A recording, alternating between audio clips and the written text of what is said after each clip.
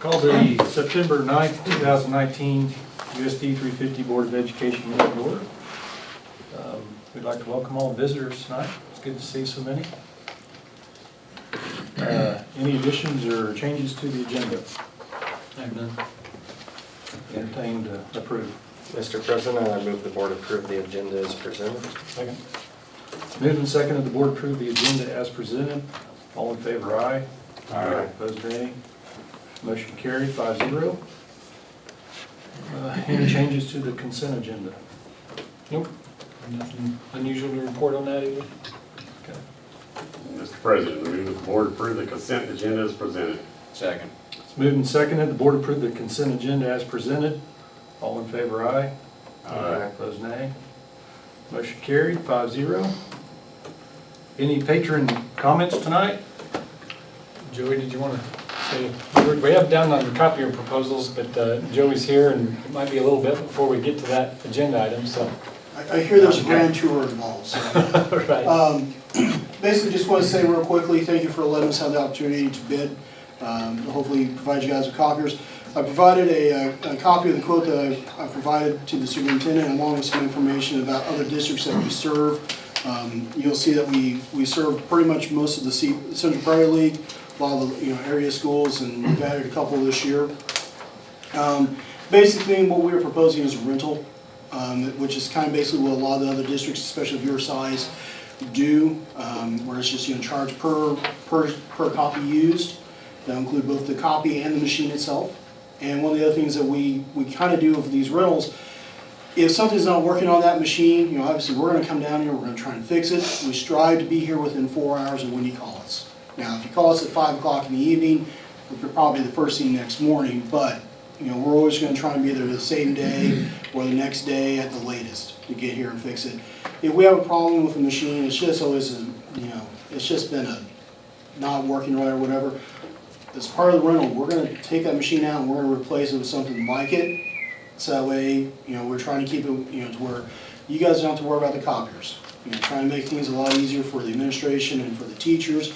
So the teachers aren't complaining to the administration about the copiers. Everybody's happy and everybody's working fine on that. So that's what we've done a lot of school districts. So that's what we're proposing here. If I'm still around, I'll be glad to answer any questions, or if you have any at this time, I'll be glad to answer those too. All right. Thanks, Joey. Thank you. Thank you. Any other patron comments this evening? Now we'll move on to the business agenda. Item number 1, going to visit about Dean recognition. Yeah, where we're at on this, I think it was about July meeting last year. Vance had brought up that we needed to do more to recognize Dean in our school, and Sarah had emailed and said, hey, is this something the Booster Club can work on and put together something and get back with you. So everybody's a Dean Wade fan in this room and in our town, and it is important that we do something, what that is. You guys have some ideas. Yeah, we do. You need to stand here, do I need to? You can come on Come on up up here. here. Just fade into the background. Just make sure they're in camera. Yeah. I wrote all this down, so I've been forgetting things. Tonight, we are representing the Booster Club, and I believe there are other Booster Club members that may have conflict of interest, and that's why they may not be here. We have come here to talk about putting up a showcase or some kind of display to recognize Dean Wade and his accomplishments as a basketball player and a celebrity in our school. Dean has come back home and given back to our community in many ways, including attending the youth basketball camps, summer league basketball, classroom visits, swim with the kids at the pool, and he has also been a real inspiration to our youth and our community. He has also been considered about taking pictures and signing items to be used for fundraisers in our community and our school. Now that Dean is a professional athlete and a celebrity to many, why wouldn't we want to recognize him and want him to always feel appreciated and welcome in his alma mater? I have visited with the Wade family about donating some of Dean's basketball memorabilia, and they are willing to donate items They've kind of donated a few items as of right now, photos, shoes, K-State accomplishments, his high school career standings, and as his career progresses, they're willing to rotate or replace some of the articles with new ones. The Wades have also given the Booster Club the Gatorade Player of the Year banner to be displayed. I have spoken with Clint Kinnaman, and he said he would consider donating some items as well. I've spoken to Adam Moritz about a display case, hanging it on the wall in our school, and he is willing to help us. And the Booster Club has agreed to pay to build the display case. We have talked about the display case. There are lots of different ideas and shapes and sizes. We just want something roughly 3 by 3 by 2. Adam said that he could make a mock-up to see if that would be a good size, or if we need to change the size to make it bigger or smaller, or what's needed. He said that he wanted to make it out of wood. We'd have a glass front that locks and a light. I guess tonight we are asking that the board consider that the Booster Club have a display case built to display the memorabilia and hung in the hallways, as well as somehow display the Gatorade Player of the Year in their appropriate places. So that's what we were asking. Adam, do you have anything you want to add to what I? Just consider the location, if it's going to be obstructing anything, or where can it go, and that's about it. So. You have an idea where you might want it to go? We've kind of looked around the hallways, and we want it to be seen when people come into ball games, because that's when we have out-of-town people. And on the west wall by the janitor's room, on the north side of the doors, right before you turn and go to the band room, there's a wall there that I think would be big enough to hold a display case of some kind. And as far as lights, didn't you say that it would be easy to hook them up? I could easily make an attachment in the box, but where would the electricity come from? And that's something we'd have to talk with the custodian to wire. But I could easily put lights in the cabinet. Okay. I'd just like to say that Dean is not only important in our school, the kids love him, schools, all the schools, the kids love him. And I think everybody from all different areas that come to our school would enjoy seeing this about Dean. Because he has been just an inspiration to all the kids, and he's so friendly, and he's so courteous, and so nice to everybody. He's never too busy to take a picture, because people are always coming up to him to take pictures or sign something, and he's always willing to do that. So I think it would be a great addition to our school, because that's something to be very proud of. Did you say 2 feet deep, 2 feet Well, from the just wall? something to hold a basketball or a very large shoe. He has both shoes. I mean, we can rearrange things as needed. And they also said, you know, when he makes it farther on, they would be more than willing to donate some of those items as well. I was just trying to Yeah. remember your dimensions. Yeah, 3 by 3 by 2, roughly. I mean, it may need to be smaller, may need to be bigger, you know. I really don't know. It's a starting point, I guess.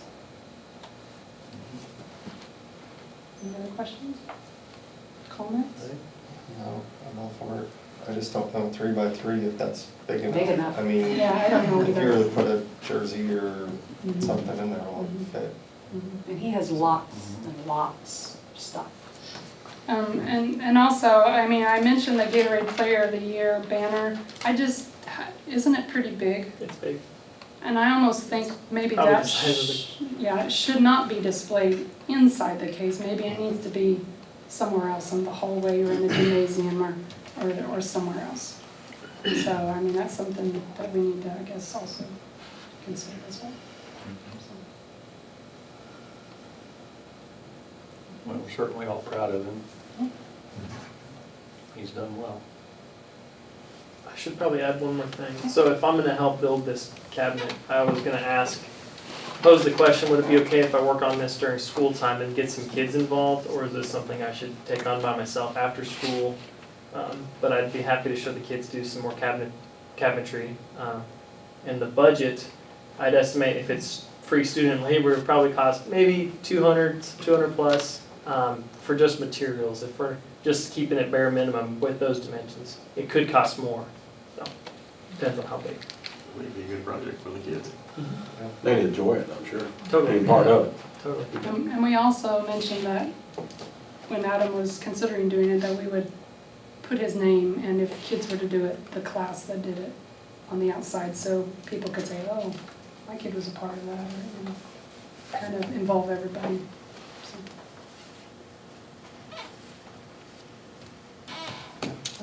All good ideas. Thank you. Thanks. Thank you for coming.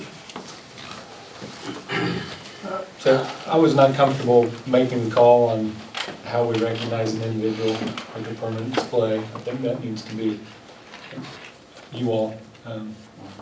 It's this board that makes that decision. So. So are you thinking, I know it's on the future agenda, but vote on something next week, look at it as we go around the school today? Yeah, we can look at it today, a location, and yeah. Okay. Can you go on the tour and show exactly? Any other thoughts, anyone? First off, I think that we agree something needs to be done. You know, you won the Gatorade Player of the Year years ago. Mm-hmm. That's a big deal. Still think something needs to be in the gym. I'd rather have your banner in the gym myself. Or at least something in there. Does the banner say Dean Wade on it? I have it sitting in my locker, in the cabinet. I can't remember what it says on it. Do you remember the dimensions? Can we And look at it on the You tour? open it, it's pretty big. We go by the shop and I'll take it out.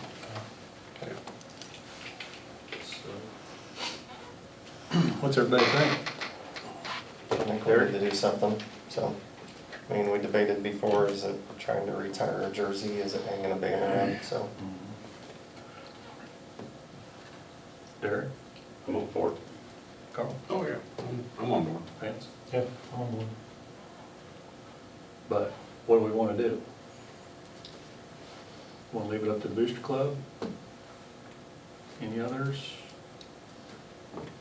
Well, with board approval, yeah. Right. Yeah. Have them They're doing a good job so far. get more for sure what it's gonna look like and come back next Yeah. month. Would that be all right? What do you guys Yeah. think? Let's look at options on the tour as far as where you're wanting to, yeah. Okay, so be on the agenda for next month.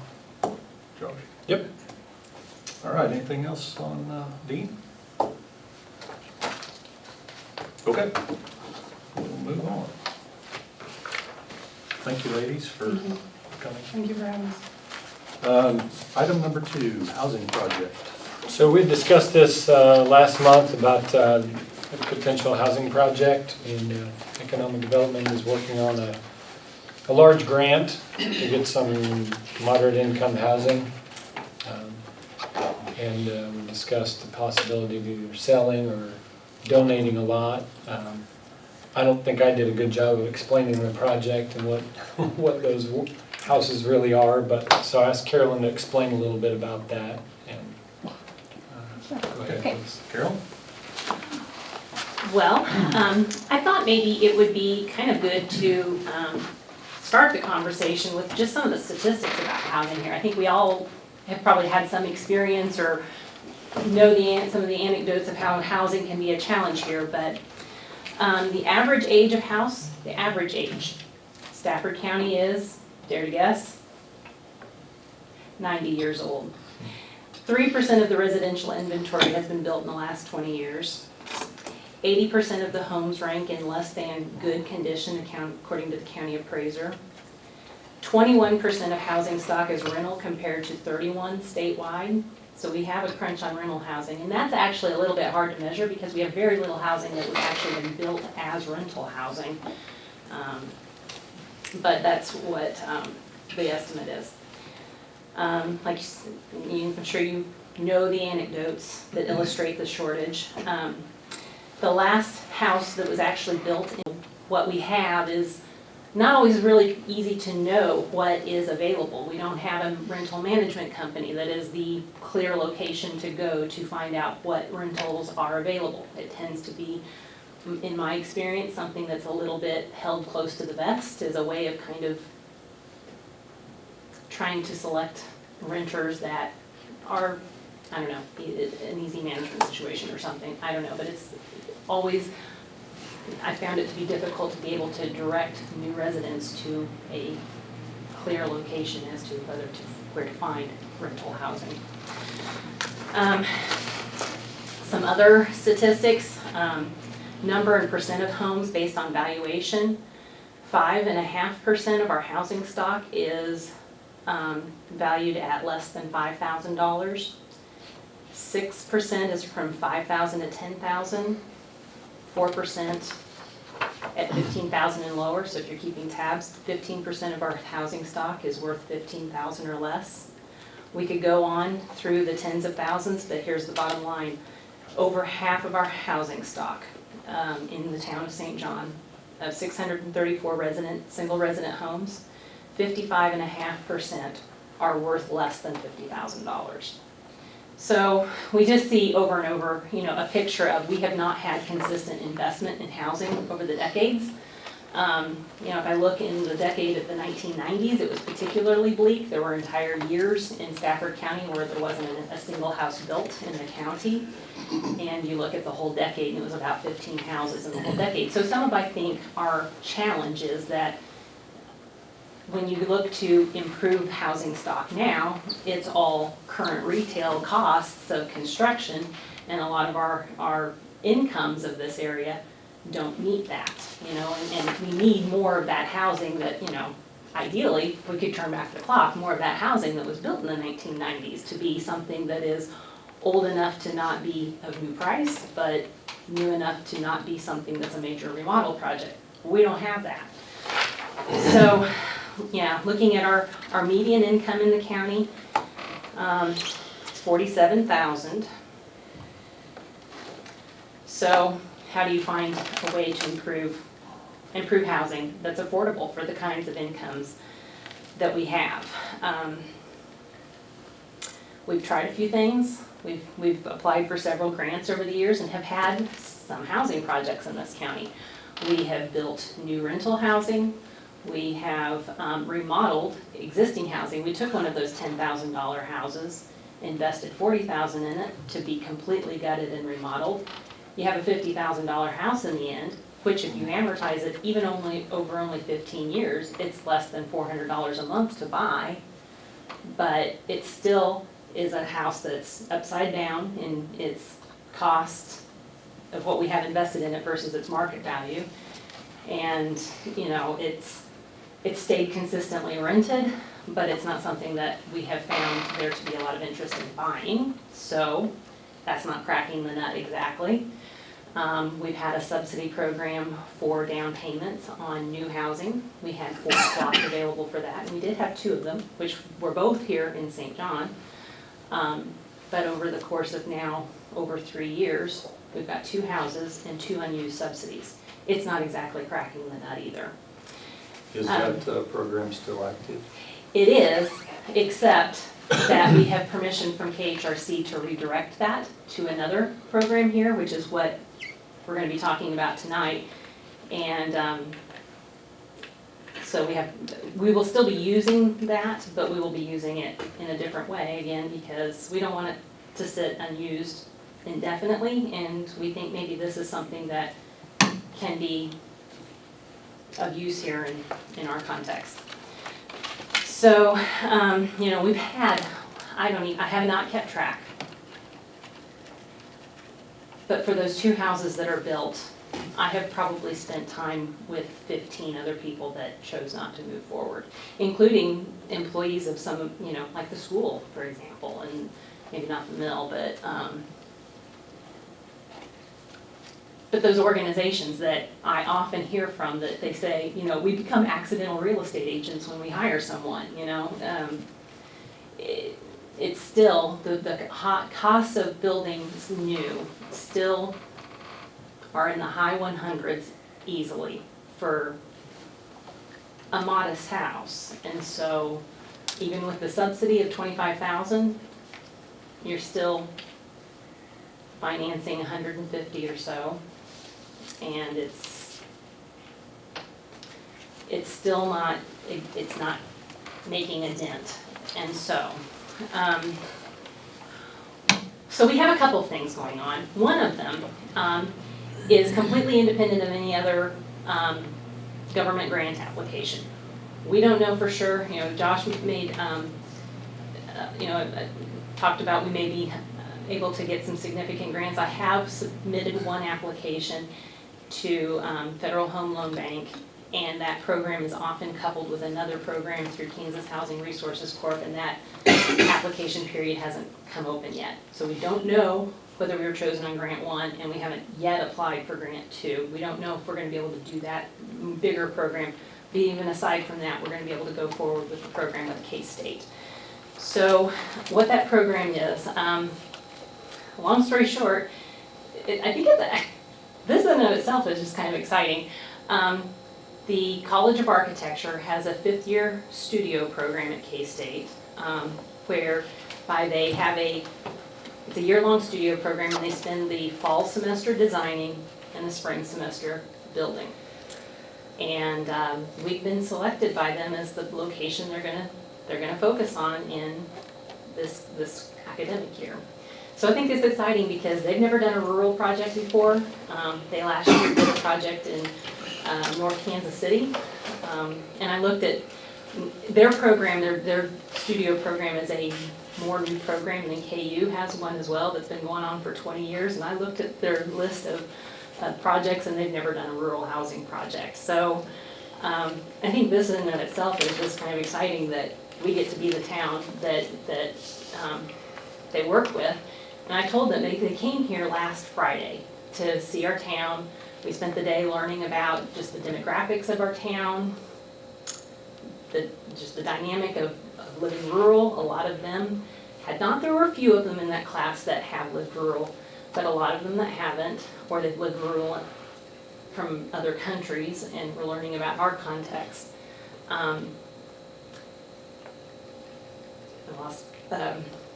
Anyway, they are going to be doing a rural, I know what I was going to say. I was just going to say that, I told them, I think if you design something that works here, you're going to be talking to a lot of other rural towns around the state, because we are not the only ones that are dealing with this dilemma, and I think it could be just very, very relevant. I guess I do have a few things to, paper for you to reflect on. This was what the professor of the class put together as a, he calls it a prospectus, but the K-State Foundation will be working with some of their alumni and the companies that they often work with through the foundation. So K-State is going to be putting money into this project in addition to Stafford County Economic Development. So the unused down payment subsidies can be directed to this program, and we don't have to, that's the nature of, we can move forward on this for sure. We don't have to wait on any other new grant applications. And our students can be involved in this project. So the students met Adam. We've had a web call with Mr. White and Mr. Meyer. So the three of them met with the professor via Zoom call, and we talked through kind of how that coordination could occur. And so this is going to be, there's really a very open opportunity for the students to participate along with this all year long. I don't know if you want to add anything, but I'm put you on the hoping- spot. so. That's okay, I can say a piece. I'm hoping that the location is close enough where kids can either just walk down there or we can just quickly take a bus, get there as soon as possible, have some kids run some saws, take some measurements, and then, but the problem is our schedule is short. One class period is only 50 minutes, maybe 52, I don't know the exact number, but that's hardly enough. So if this were to happen somehow, we'd have to schedule a way where we can get kids to do at least an hour and a half to really get their hands going on something. That's just something I was thinking about. But at least get them Yeah. doing something. So. And we would be involved in pieces of it, maybe a couple of days at a time. Yeah. It wouldn't be the whole semester where the kids are in a class where they're building the house. So And we it may sounds like there's things arrange, like cabinetry that could be pieced off and done in the school shop here too. we may arrange where on a given day, all of Adam's students, provided they're caught up in their other classes or whatever, are all out for that day to go down and help on that. You know, there's different ways we can arrange the time thing for Adam to be able to really benefit those students. Thank you. Yeah.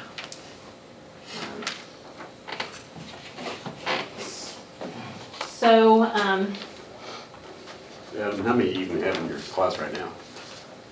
Numbers are pretty small, but I can think of at least 8 kids who would benefit from this, and that's probably about a good size I can handle it. Not too many kids to get crowded, I guess.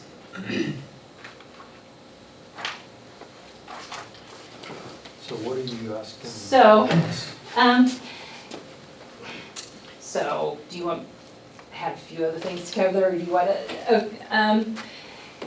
I did tell you that we have one grant submitted.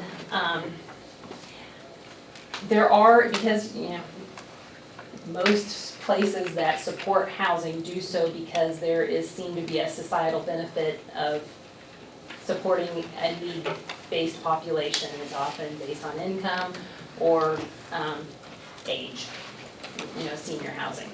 So yes, the housing program that we have submitted grant application for would be for what's deemed to be low-income housing.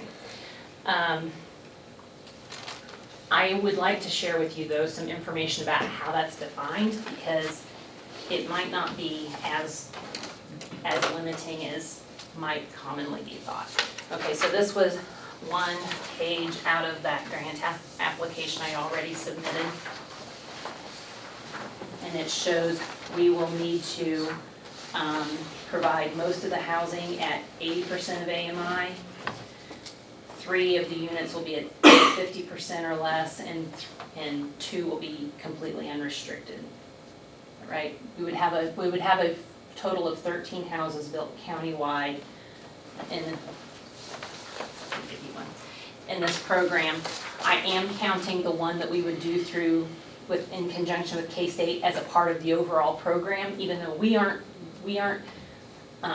limited to doing that house until the grants are approved. I did count it as we made that application because it can be seen as part of a match and allow us to receive more grant funding.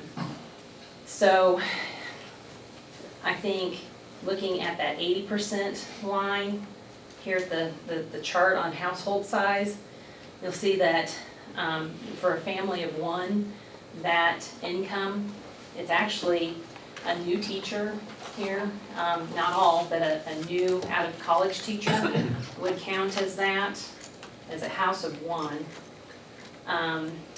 Some other examples, St. John and City of Stafford are both looking to fill a total of 3 positions in the police forces.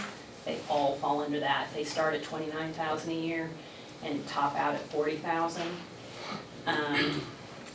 And actually, we have in St. John right now a police officer driving from Great Bend to work here. We recently hired a rec commission director that spent some time looking for housing.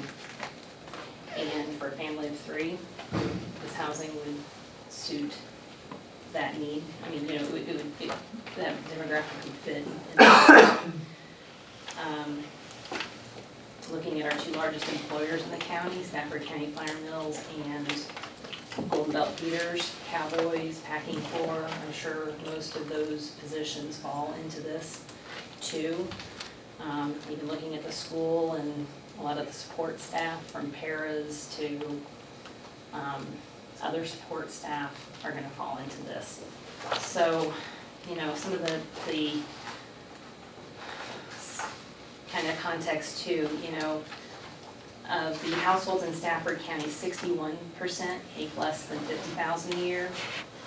44% earn less than $35,000.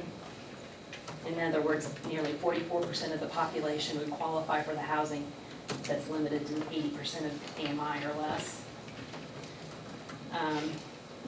And then 3 of the units would be unrestricted. I might propose that the one that is done through the K-State project, he kind of designated as one that is unrestricted because the funds that came specifically for it are not tied to any kind of income restrictions.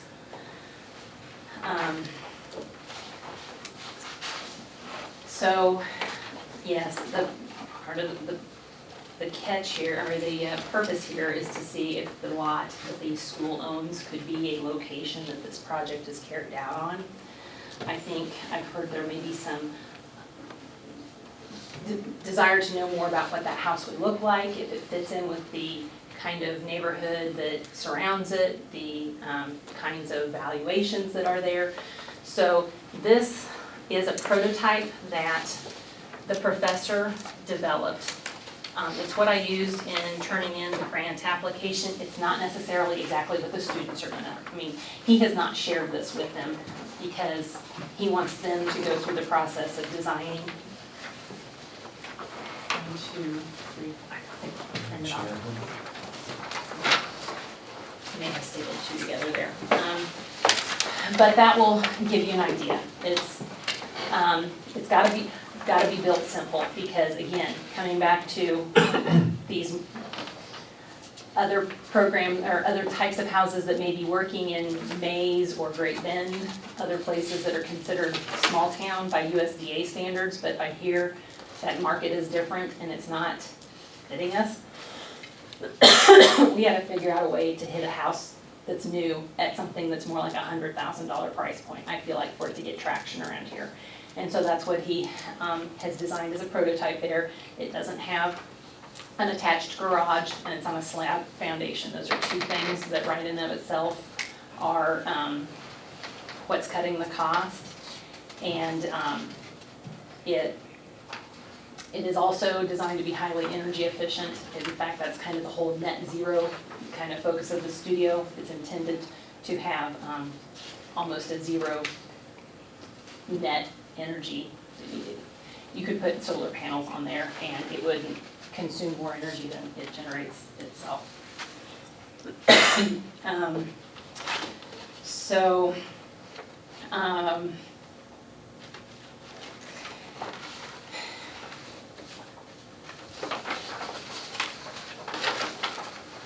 don't know, I could pass this around just for information. Collect it again, but an idea of surrounding neighborhoods, valuation. Just so you, I mean, if we have a $100,000 house that we build, I mean, each one of these are different. We didn't, you know, we'll look at it and pass it on. But we do have one other piece of rental housing in the area that is valued at $100,000. It's within a block. But I think most of the other housing is very close to the 100,000. There is one outlier that's a little higher. Where's the rental house? Is that the one to the east? It is Okay. owned by Leisure Homestead. Okay.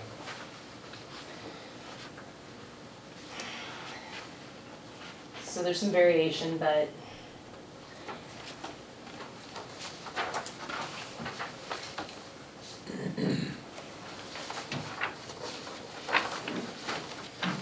Darren, did you get done? No, we got Tom's signature, whatever.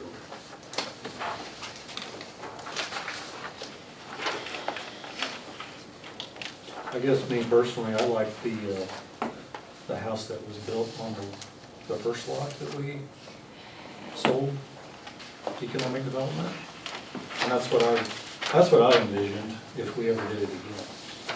But that's the thing, is that we're not getting more of those, is the challenge. So, Have you gone to the city and asked the city if they would give you some lots? city only acquired lots within the last 2 weeks. I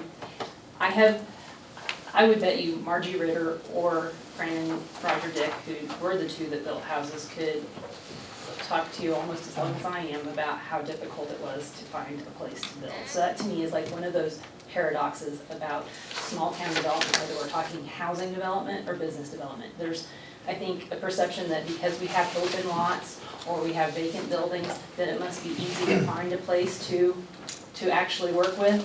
But when it comes right down to it, somebody owns it, and it isn't necessarily that easy, you know, in any of these towns. We're dealing right now with one in Hudson, and it's been a month of negotiating with a guy about a house that needs to be torn down, and, you know, squabbling over, I won't even bore you with it, but, so, the city may be able to be approached with, some of the new lots that they have acquired in the tax sale. They have houses on them that need to be torn down, and they're not adjacent to the school. There is one other individual that is potentially willing to barter with economic development and give us a lot in exchange for another lot that we own elsewhere, which we need. The Economic Development Board meets tomorrow morning. We can talk about that too. But, you know, I think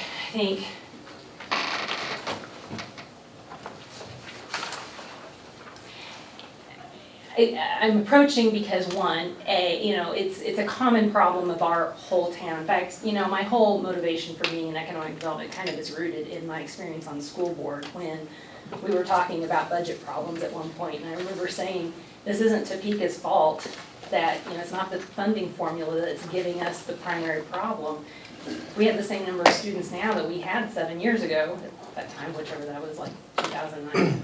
We wouldn't be having the same conversations that we're having. So we need to focus on developing our town, and that's, you know, I guess a lot of motivation for this. I feel like in the grocery store project, it was a real strength that we had multiple entities contributing in some way, whether it was the city, the Odd Fellows, the bank board, individuals that gave in total $400,000 to the project. It wasn't just one entity that was able, you know, that's part of what made those grant applications stronger, is that we could tell that story of there's some unity and a vision and need for this. So to answer your question, yeah, we don't have a city strategic plan though either, and that has been a challenge in terms of knowing how housing, what the desire is for developing housing and what funds or resources are going to be available to do it. So we do have, I think, a citizen committee that's interested in working on code enforcement in town, and I think that's kind of maybe where their discussion is lying largely right now. Some would say, okay, if we enforce code and some of the housing that is in its worst condition is condemned, where are those people gonna go? So I think there can be a place for, I don't know, some collaboration here. Part of, again, coming back to, we've got to find ways to keep our costs down. Essentially, we're gonna have to work with, I think, donated lots in this program one way or another, whether it's through the school board or through other entities. I don't think we can factor in significant costs for purchasing lots and still keep this price point at what we need to make it work.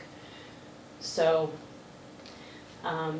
if there's kind of also an angle of educational benefit from the idea of this project, maybe that is I would submit that that might be a justification for the school's contribution of land for the project.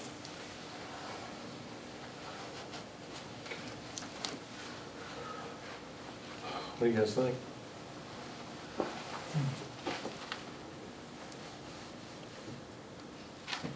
Can we still be part of the project for kids if we don't donate to the?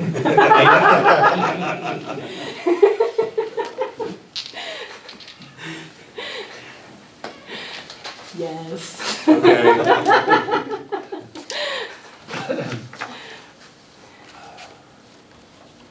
I don't think there's any doubt that we want to see housing built. And your organization is doing a great job. It's just what do we've got 2 lots left. You know, what do we want to see developed there? And we don't have an abundance of property. Adam's got another, 45 years here? You gotta catch up to Dick Smith. Yeah. Yeah. So there's a lot of time for you to build some houses, a lot of them. But, I don't know. Derek? The only 2 things I struggle with is, number 1, is that the right thing for that neighborhood? And number 2, I struggle with the school giving away a lot when we've been looking for a spot to put our buses at. We didn't feel that was the right spot just because of the residential part of it, but I don't know. I love the education factor. I mean, that's a huge value for our students to have that hands-on experience that they can't get.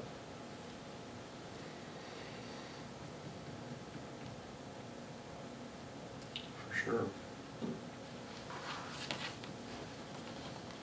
What's your thoughts? I want our kids to help build it, but I just don't feel like it's gonna fit the neighborhood in that certain spot.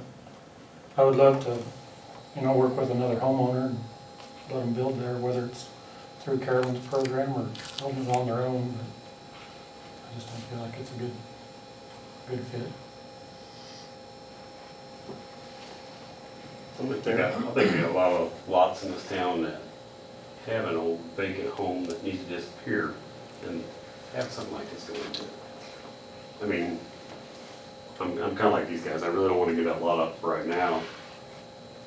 And I don't know, I mean, I assume you haven't talked to either one of the neighbors, I assume, to see what they would think of a house like this. But, I mean, that's the first thing I would think of if I, had somebody building something right beside me, what it's gonna look like, I guess. But I just think there's a lot of, and Carolyn, you said it's hard to get lots from people, but there's a lot of lots in this town that's got an old house that's got it. Can I appeal to you guys to help me in that way then? If, I'm serious. I mean, at some point, I'm tired. That sounds whiny, but no, I mean, I'm not even kidding. How much you have to work in persuasion.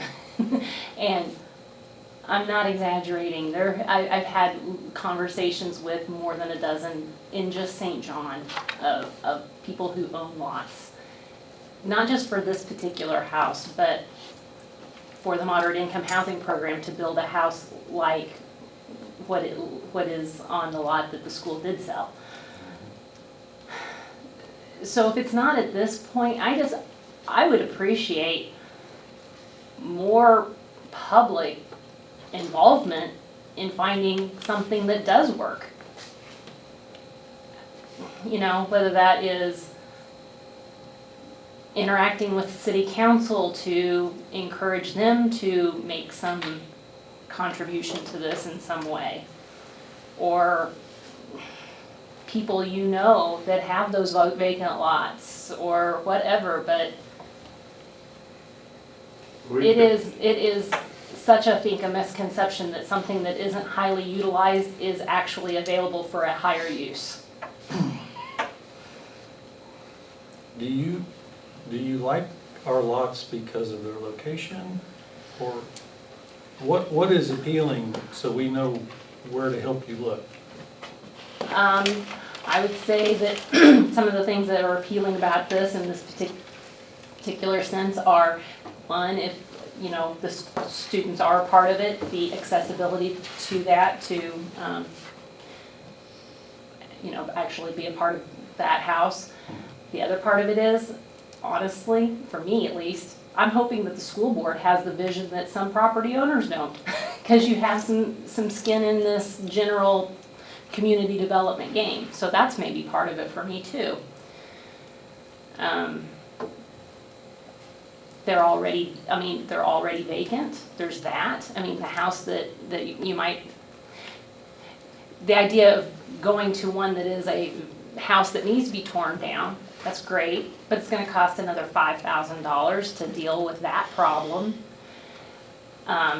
Not that you can't, and not that there isn't good reason to, but, you know, there's a lot of them that, well, I think that's even in some of what Michael presented in his prospectus. He shows that on average, we have built between 2 and 3 houses a year, and we tear down like 13.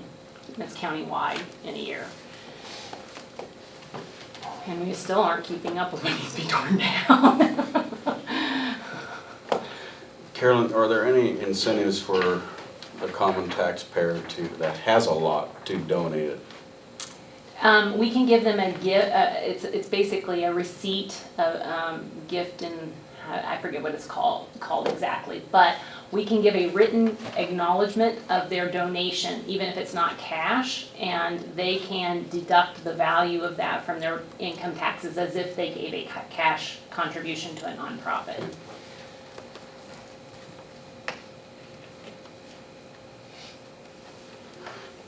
Well, I think it's a great program.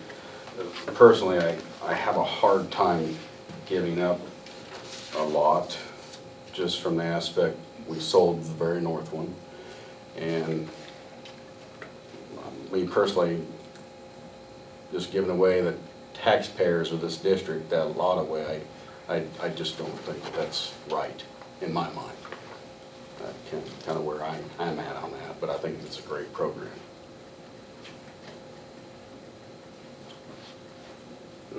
Maybe I missed it, Carolyn, when's the deadline on this? As far as, is there? Well, when the students were here on Friday, honestly, I showed them that lot, and I showed them a lot at the corner of 8th and Broadway. So they're at the point, you know, they're starting their design work. They want to have the lay of the land that they're putting it on. So it's not that there's a specific deadline for a grant application, for example, you know, but we will know, we should know on the Federal Home Loan Bank application in November whether we were selected for that or not. And then the second kind of half of that, it's an application period in February, and we should know in March. And in total, we would be carrying out a $1.4 million program to build 13 houses, if all of that falls into place.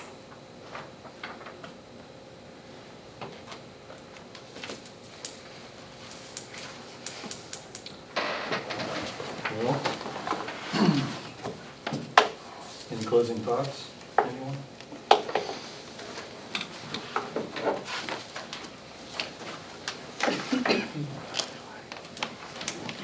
When did you say you'd know from the city?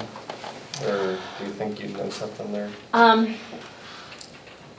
I honestly have focused on, because again, they have houses that need to be torn down and everything. These Yeah. kids were here Friday. I showed them 2 vacant lots, and I think I would probably more approach the city for those lots if we get the grant funding to do the full 13 houses. And that's my own thinking, I guess. Okay.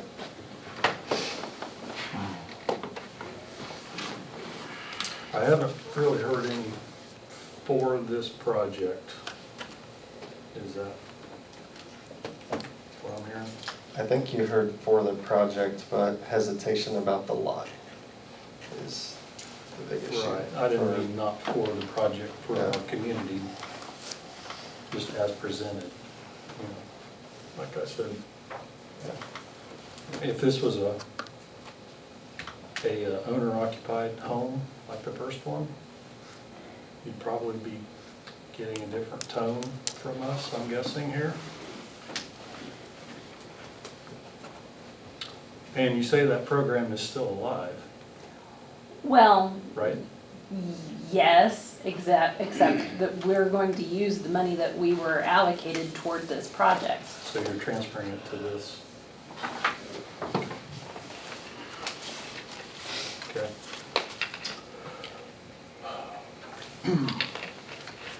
Any interest from the board?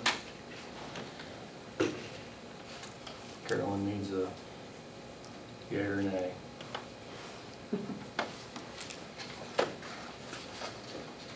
I'm not favor of it myself. I don't think at this time. I agree. Okay. Thank you for your consideration. Thank you. Thank you, Carolyn. We know what to be looking for. We're more than just board members. I mean, we want to help the community too. Right. So we will all keep our eyes and ears open. Thank you. So, Appreciate it. thank you for coming. Facility tour is next on the agenda. Probably take, what, 45 minutes to an hour? Probably, yeah. So you're all welcome to tag along if you'd like, or stay here. But, we're gonna recess for the tour.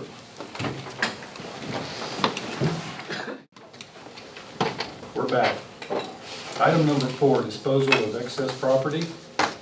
Now, we need to get rid of the Chevy Impala, so I'd recommend the board approve disposal of that. We've already replaced it, we've got a van here. And I'll just do it through sealed bid, put it in the paper for a couple of weeks and take the higher bid. I won't bring it back to you unless there's some discrepancies or something. I'll just take the higher bid, be done with it. Mr. President, I move the board approve the disposal of the Chevy Impala via sealed bid. Second. Moved and seconded, the board approve of the disposal of the Chevy Impala via sealed bid. All in favor, aye? Aye. Opposed, nay. Motion carried, 5-0. Item 5, therapy dog policy. Mrs. Volker is looking at getting her puppy trained to be a therapy dog. There's a lot of benefits to having a dog here on site for calming the kids and kids that have struggles, and I mean really just everybody likes having a dog around. But, she's in a unique position being counselor that she would have the time and and we'll be working with a lot of those kids. But if we're going to do this, we really need a policy in place. This policy is borrowed from Halstead, who borrowed it from Wichita, I think. So it just outlines expectations for there needs to be training, there needs to be certification, what happens if there's a bite and all that. You can't just, the teacher down the hall can't decide that, oh, I want to have a classroom pet and I'll bring my dog to work every day. But this will be, needs to be specifically trained dog and certified and approved by the building principal. I assume everyone reviewed this policy ahead of the meeting. Any questions for Mr. Meyer? Is there any insurance issues? I don't believe so. I'll double check on that just to make sure before we move ahead with it. But I'm for the project. I just want to know about allergies, what the dog's range in the building will be. okay.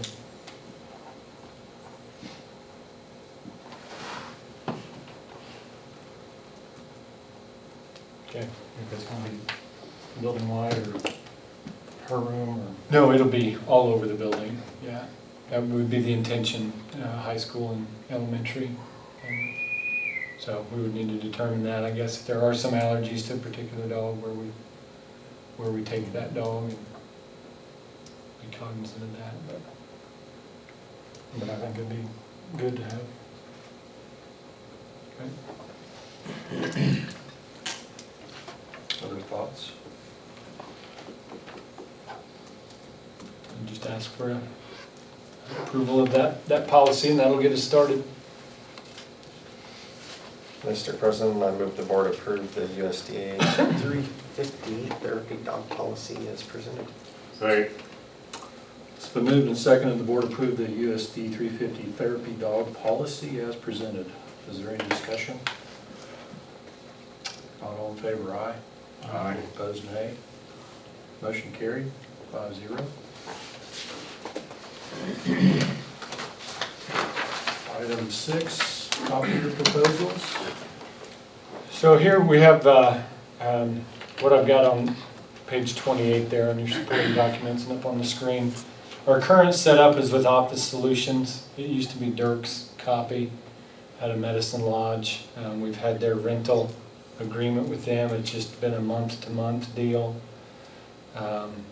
We've been with them for quite a while. They're transitioning out of that rental, and they would refurbish machines and get them to us. So they're getting out of that. So our machines are older and require a lot of service. So if we wanted to stick with the rental, we would need to go elsewhere, or the other option would be to lease new machines. So Office Solutions, there's a service agreement portion of that covers all the maintenance and the service and the toner and everything, and then cost for the machine would be a lease payment.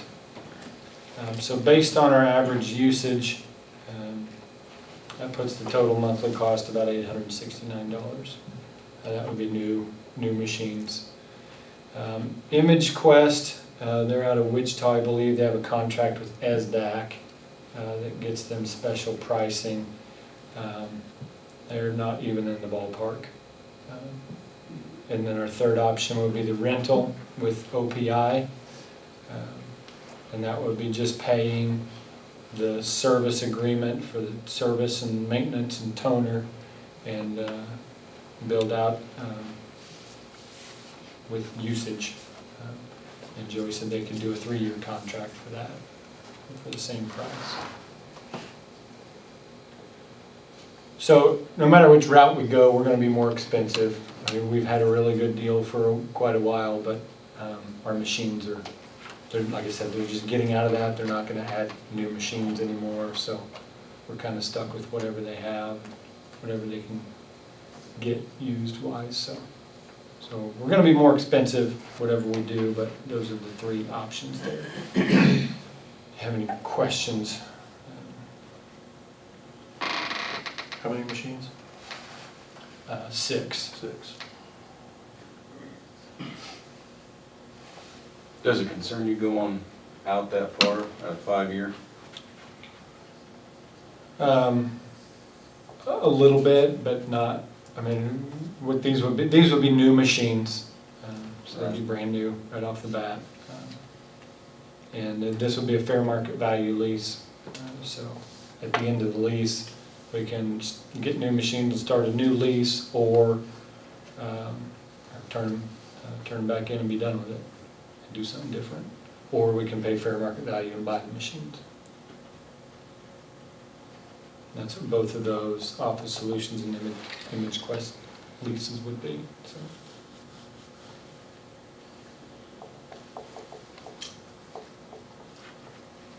Any other thoughts?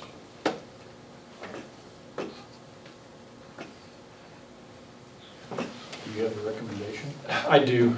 Looking at this, I think our Office Solutions lease would get us brand new machines. And it's a little bit cheaper than what the rental agreement is with OPI. So my recommendation would be to go with Office Solutions lease.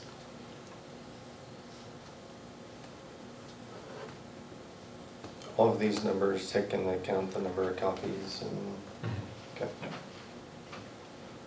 And you've been happy with Office Solutions? Yeah. The only thing I haven't been happy with is the old machines, but when they need service, they come out and take care of them. It's just been, more frequent as we've moved along with the older machines. So it's not like they're fixing the same problem over and over again, but no, I've been happy with their service.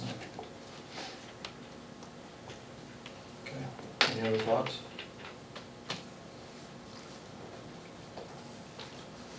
Entertain a motion.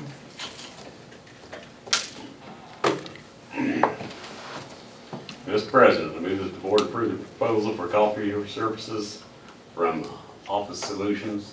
Need the amount? No. Second. Moved and seconded, the board approve the proposal for copier service and lease from Office Solutions. Is there any discussion? If not, all in favor, aye. Aye. Opposed, nay. Motion carries 5-0. Item 7, ransomware update.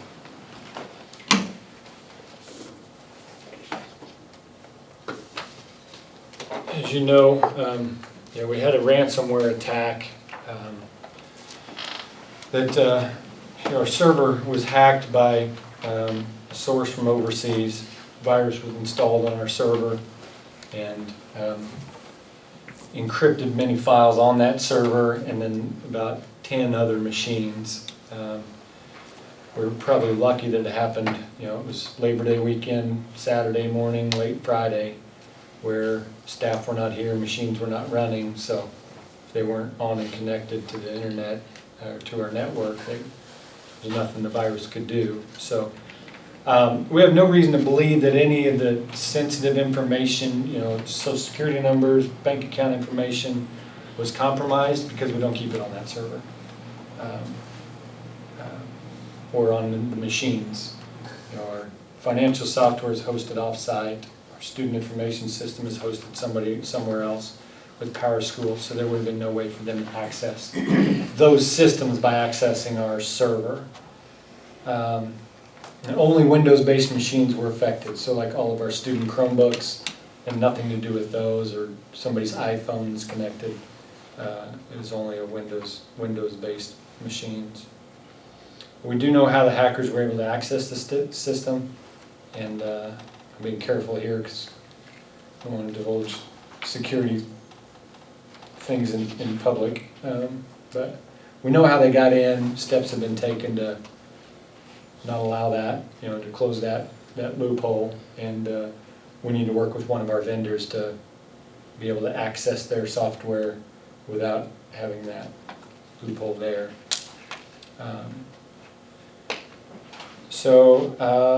Most of the data was recovered from a backup that was about 10 days old.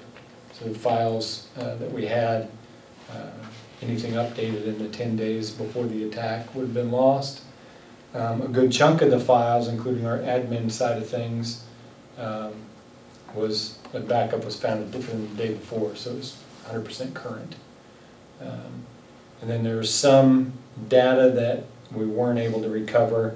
Some machines are encrypted. They're encrypted now. They can't get that data right now. Maybe lost for quite some time. So what we had in place wasn't 100% effective. We're much better off than a lot of businesses and government entities that have been through this.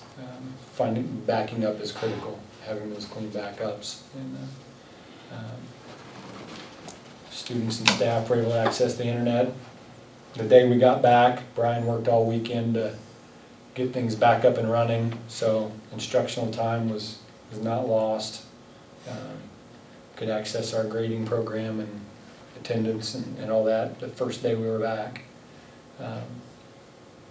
So Mr. Watts is almost there with getting us back to normal, rebuilding the network, and so we're almost there today.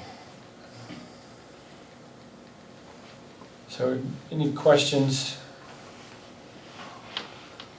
I'm sure what the public would like to know is there any private information lost?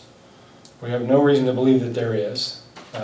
We are working with a firm to help determine that for sure. So Okay. there's, we don't have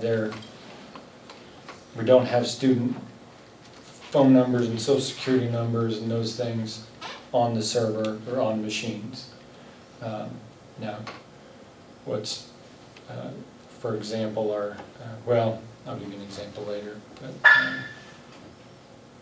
Well, that's the main thing. Yeah, Okay. so if we do determine that something was compromised, we will notify. But at this point, we don't think, that we're pretty sure that nothing was, but we need to verify that for sure. And that's what we're working with this firm to do. Okay, we need an executive session for you to describe in detail Yeah, probably 5 minutes. the inner workings with you, Mr. White, Yeah, and Raymond. Raymond, yeah, if you guys would like to have Raymond in, you're more than welcome to include him as well. Okay. For 5 minutes. Mr. President, I move the board go into executive session to discuss the ransomware attack pursuant to the exception under KOMA for school security matters to ensure the security of the school, its buildings, and/or its systems is not jeopardized, with Mr. Meyer, Mr. White, and Mr. Long to be included. And we return to open session at 8:47. Second. It's been moved and seconded, the board go to executive session to discuss the ransomware attack pursuant to the exception of the KOMA for security matters to ensure the security of the school, its buildings, and/or its systems not jeopardized, with Mr. Meyer, Mr. White, and Mr. Long to be included, and that we return to open session at 8:47 in this room. All in favor, aye? Aye. Opposed, nay. Motion carried, 5-0. Okay, back in open session.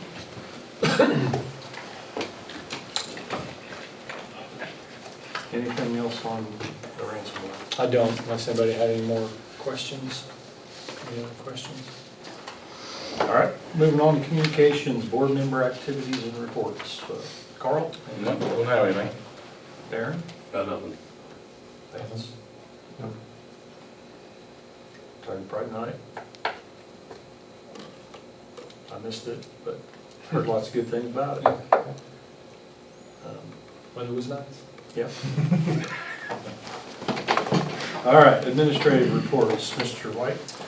I didn't know Mr. Knight was gonna be here. It might be hard to live with him after I said a few things about the band program here. But, I gave you guys a rundown of what our numbers are. We're just below where we were at this time this year in the high school, with move-ins and move-outs. Activity participation wise, I think we're pretty good. We have well over 50% of our students participating in something in the fall here, so, and then you add band and vocal, it's well over 75%. So we have a good participation rate. Band numbers are up this year in the high school. What were you last year, Max? 11, 12? 10 kids, and we're at 17 in the high school now.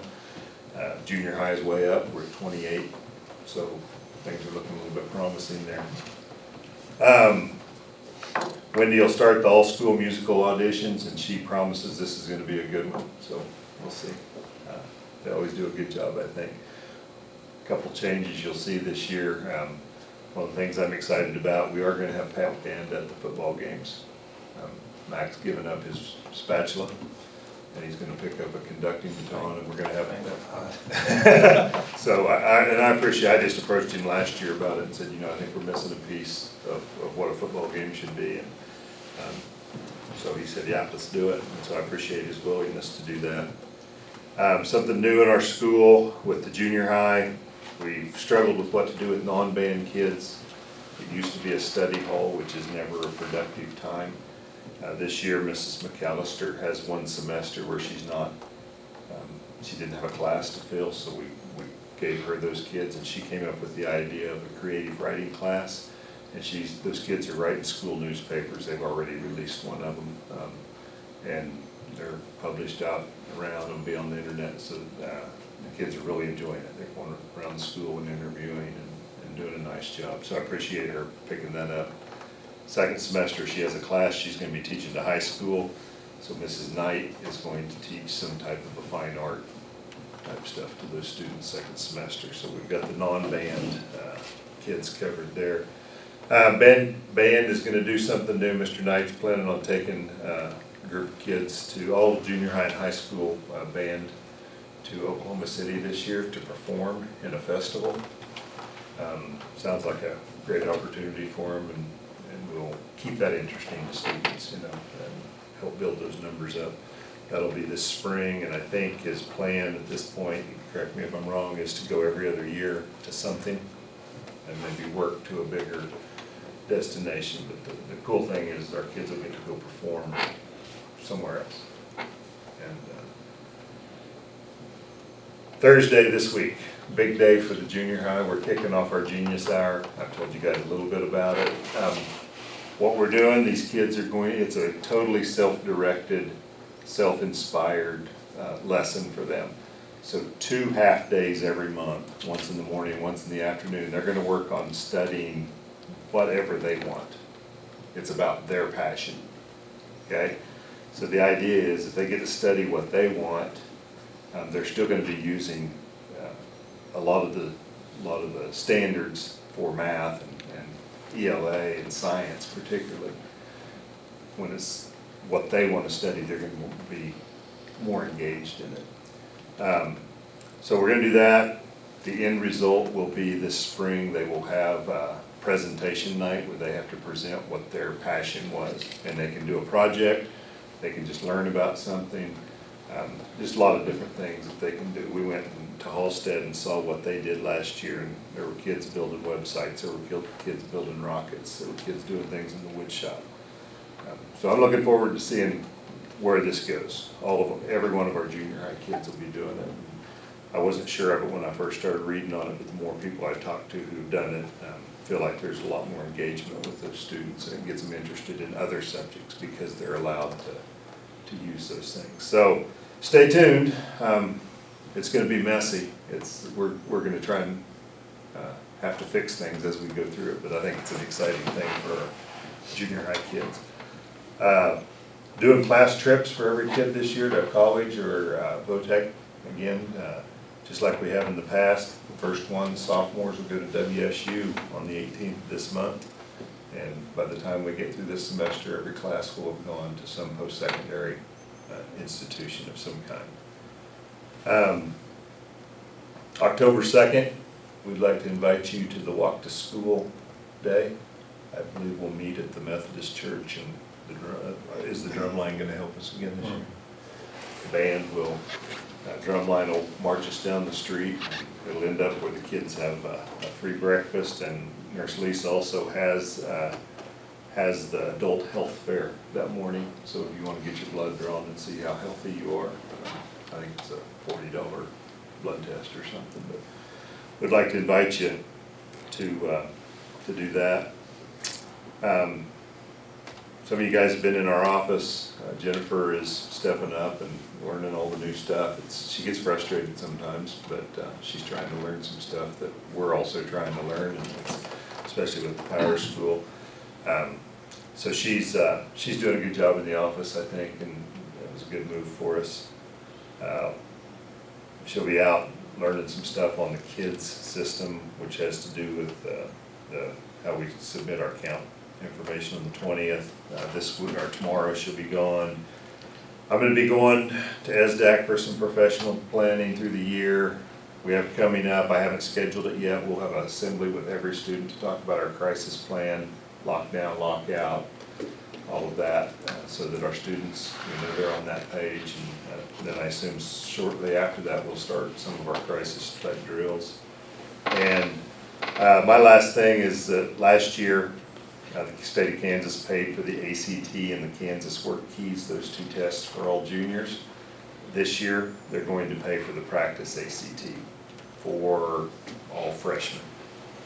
So we're shifting pretty heavy toward the ACT, but I kind of think there'll be a movement to have the ACT as our state assessments, at least at the high school level eventually.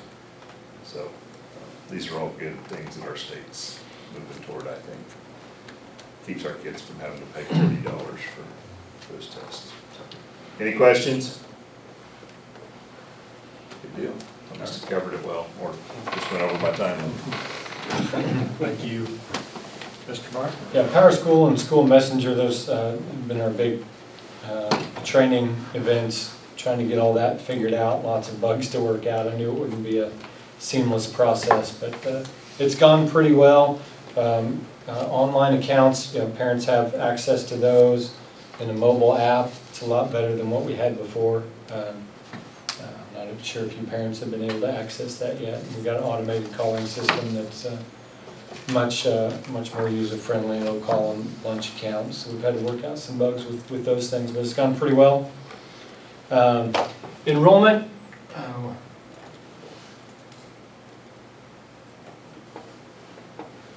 We're down about 5 kids with FTE-wise with funding. We still get to keep last year's count for funding here for 2 years, so it won't be terribly critical to see that drop. I don't see that changing much. We may gain a kid here or there, lose one here or there. So K-12, what are we looking at? We're down about 5. So down a little bit. I was pretty worried about where we would be. Just with all the people we had move out, so that gives you a little graphical representation of where enrollment is. The boiler update, we talked about that on our tour. We're in pretty good shape there. Just need to get the exhaust in, and we'll be ready to fire them up when it gets cool. So this Quivira situation has come to a head. I think I sent you that, Vance sent me this information from Kansas Department of Ag. It's all coming to a head. I don't have any information to share with you. Most of you know more about it than I do. But it's administrative reductions set to take place January. So what happens with that between now and then, I don't know. None of us know. So a lot of uncertainty that doesn't help anybody. It's been an important issue for all of you, I know. I'm attending the Superintendent's Association board meeting this week and council superintendents in Topeka. And next week I was asked to help present to a group of new superintendents in Scott City, so I know that. So otherwise, it's been a good start to the year. Things have gone pretty well, I think. Minus ransomware. Yeah, minus that, but we didn't pay a ransom. Got by pretty good. All right, thank you. Any executive session items needed tonight? I have none. Closing business items, future agenda. So we'll start on my superintendent evaluation. We won't have the audit report until, when are they coming? Are they coming next month? Middle of October. So that's correct. We've been pushing it to get done November, so November, December. And then we'll have something more finalized, I guess, on the Dean Wade situation. Something for the board to approve there. So that's all I have. Okay. Anything else? Motion for adjournment. Move to adjourn. Second. Moving second, we adjourn. All in favor, aye. Nay. Motion carried 5-0. We are adjourned.